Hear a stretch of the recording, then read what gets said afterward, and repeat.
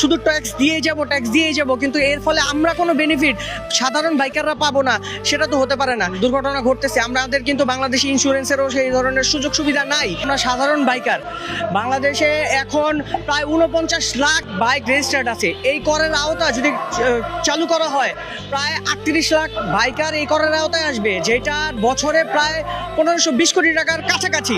তো এখন সেই ফলে একটা ম্যাসিভ জনগোষ্ঠী যারা বাইক চালায় তারা ক্ষতিগ্রস্ত হবে, তারা হয়তো বা আলটিমেটলি বাইক চালানো বন্ধ করে দিবে। সেই ক্ষেত্রে কিন্তু তাদের যে অফিসে যাওয়া, দৈনন্দিন চলাচল, একটা বাইক যে চালায় সে কিন্তু একা চলে না, তার পুরো পরিবার নিয়ে চলে।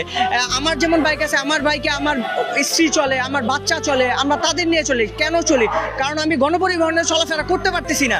আমি রিক্সা ভাড়া এখন যে পরিমাণ, বাস ভাড়া যে পরিমাণ, সেই হিসাবে বাইক আমাদের সেভ করে, সেই কারণে আমরা এই বাইকটাতে চলাফেরা করি। কিন্তু যখন দেখা যাবে এত মানুষ, প্রায় 38 লাখ মানুষ, 49 লাখ মানুষ যেটা রেজিস্টার্ড বাইক, তারা যদি এখন এই ধরনের একটা আন্দোলনে চলে আসে, তাহলে তো আসলে সরকারেরই ক্ষতি। তো আমরা চাবো না এই ধরনের কোনো কিছু হোক। আমরা চাই যেন সরকার ট্যাক্স বসাক, কিন্তু সেটা একটা নমনীয় পর্যায়ে, যেই পর্যায়ে ট্যাক্সটা থাকবে যে আমাদেরও মানে আমাদের উপর প্রেশার পড়বে না। যারা পাঠাও চালায় রেগুলার, যারা ফুড ডেলিভারি করে বাইকের মাধ্যমে, তারা আসলে তাদের জন্য একটা বছরে 5,000 টাকা দেওয়া, সেটা কিন্তু তার একটা 10টা দিনের ইনকাম, কাছাকাছি 10 দিনের ইনকাম।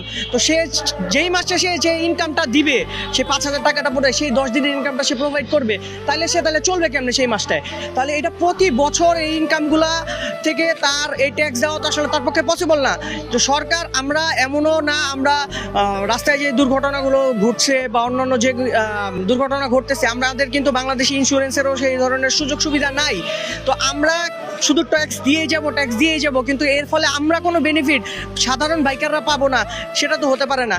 সেই কারণেই আমরা আজকে এখানে সাধারণ বাইকাররা দাঁড়াইছি, যেন সরকার এই জিনিসটা বিবেচনা করে এবং বিবেচনা করে একটা নমনীয় পর্যায়ে, হ্যাঁ ন্যূনতম, কারণ আমরা প্রতি বছর 1 বছর পর আমরা রোড ট্যাক্স দিচ্ছি, ট্যাক্স টোকেন আপডেট করতেছি, সেই কারণে আমাদের প্রায় 2300 টাকার একটা ট্যাক্স টোকেন দিতে হচ্ছে। আমরা এই যে প্রত্যেকে নতুন বাইক কেনার ফলে নাম ট্রান্সফার করার জন্য আমরা ডিজিটাল নাম্বার প্লেটের নামে একটা যে ফি দিচ্ছি, 6 থেকে 7,000 টাকা যে একটা ফি দিচ্ছি, এখন পর্যন্ত এগুলো কার্যকারী হয় নাই। হ্যাঁ, এখন কার্যকারী হয়েছে এআই সিস্টেম আনার কারণে।